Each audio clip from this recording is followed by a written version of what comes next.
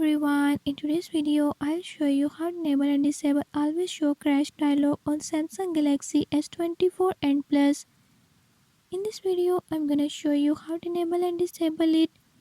Before move to the video, if you are new to my channel, don't forget to subscribe and hit the bell icon. Watch complete video and learn how you can do it. Let's watch the video.